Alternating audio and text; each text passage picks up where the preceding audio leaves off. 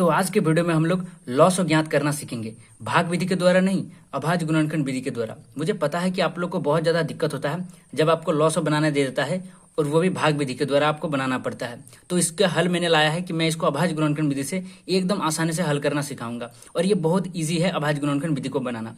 कैसे, तो चलिए देखते हैं। मैंने यहाँ पे दो सवाल लिया है, एक में है 12 और 18 और दूसरा में है 96 और 80। तो चलिए आज की इस वीडियो को हम लोग स्टार्ट करते हैं। देखिए, अभाज्य गुणनखंड बनाने के लिए आपको अभाज्य संख्या जानना पड़ेगा। तो अभाज्य संख्या हम उसको कहते हैं जो सिर्फ एक से और शून्य से भाग जाता है, उसे अभाज्य संख्या कहते हैं। तो हम यहाँ पे एक नंबर का बनाएंगे तो लिखेंगे हल, लिखेंगे 12 का अभाज्य गुणनखंड, लिखेंगे नहीं, डायरेक्ट 12 का अभाज्य गुणनखंड बना देंगे। अब देखो, अभाज्य गुणनखंड बनाया जाता है इस प्रकार। सबसे पहले आपको छोटा से लेना है, सबसे छोटा 2 है तो आपको 2 से देखना है कि 2 से ये कट रहा है, तो कट रहा है 2 छक्के 12, फिर 2 तिया 6। इस प्रकार मैंने आपको एक दिखा दिया, बाकी को मैं डायरेक्ट लिखने वाला हूँ, ठीक है। तो देखो 12 का अभाज्य गुणनखंड हो जाएगा 2 × 2 × 3। अब हम लोग 18 का अभाज्य गुणनखंड लिख लेंगे। तो 18 का अभाज्य गुणनखंड होता है 2 × 3 × 3, 2 तिया 6 तिया 18। हमको मिल गया यहाँ पे दोनों का अभाज्य गुणनखंड। अब हमको एक चीज देखना है कि दोनों में कॉमन क्या है। तो देखो, इसमें और इसमें दोनों में 1 1 2 जो है कॉमन है, तो इसको हम गोल कर लेंगे। क्या कर लेंगे? इस प्रकार गोल कर लेंगे। यहाँ पे देखो और एक 3 भी है जो मिल रहा है, तो हम उसको भी इस प्रकार गोल कर लेंगे, ठीक है। अब हम लोग लिखेंगे 12 तथा 18 का लॉस 100 बराबर, यानी कि एलसीएम बराबर क्या हो जाएगा। देखो, जो 2 मिला है ना, एक मिला है, ये जो मिला है इसके बदले में हम दोनों के बदले सिर्फ एक को ही लिख सकते हैं। तो 2 × जो पहले मिला है हम उसको पहले लिख लेते हैं। यहाँ पे एक 3 भी मिला है तो एक 3 को भी लिख लेते हैं, 3 × अब जो भी बचा है उसको डायरेक्ट लिख देंगे। ये दो मिला था, उसके बदले में हम लिख लिए हैं। अब बचा है 2 और 3, तो उसको भी गुना कर देंगे, 2 × 3।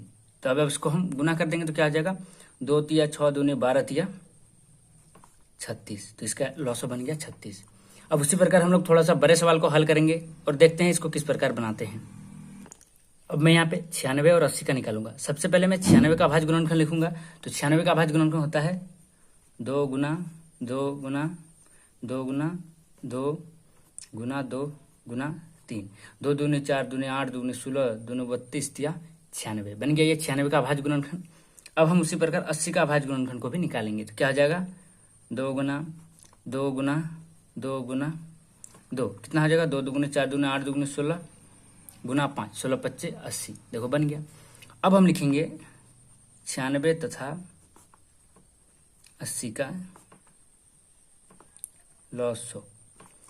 पहले हमको देखना है कि क्या क्या मिला है। तो देखो यहाँ पे 1 2 जो बराबर है तो उसको हम गोल कर लिए, फिर से 1 2 बराबर है तो उसको भी हम गोल कर लिए, फिर से और 1 2 बराबर है इसको भी गोल कर लिए, और 1 2 मिल रहा है इसको भी बराबर कर लिए। यानी कि हमारा 4 2 ऐसा है जो मिल रहा है, तो हम यहाँ पे सीधा 4 2 लिख देंगे, 2 × 2 × 2 × 2। जितना मिल रहा है उसके बदले में एक एक करके हम लिख दिए। अब जो बचा है उसको लिख देंगे सीधा। क्या बचा है, 2 × 3 × 5, तो लिख देंगे 2 × 3 × 5। अब सिंपली जो आया है इसको गुना कर देंगे।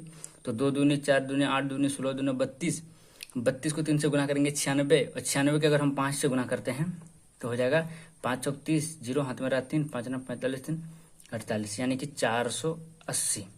तो 96 और 80 का लॉस कितना हो जाएगा, 480। अब मैं तुम्हें एक सवाल देता हूँ, इसका आंसर तुम लोग हमको कमेंट में बताना कि 16 और 40 का लॉस कितना होगा। अभाज्य गुणनखंड विधि के द्वारा बनाना कमेंट में, तो देखते हैं कौन बना पाता है। तो मिलते हैं नेक्स्ट वीडियो में। आई होप आप लोग को ये वीडियो बहुत ज़्यादा पसंद आएगा। तो वीडियो को अच्छा लगा तो लाइक करके चैनल को सब्सक्राइब कर देना। मिलते हैं नेक्स्ट वीडियो में।